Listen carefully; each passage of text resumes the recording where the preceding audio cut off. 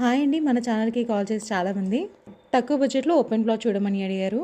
వారి కోసం స్పెషల్‌గా ఆర్‌సీఐ రోడ్ మల్లాపూర్ పక్కనే ఉన్న కుర్మల్‌గూడలో 100 గజాల నార్త్ ఫేసింగ్ ప్లాట్ తీసుకొచ్చాము. చూడండి, ఈ ప్లాట్ వచ్చేసి మంచి రెసిడెన్షియల్ ఏరియాలో ఉంది.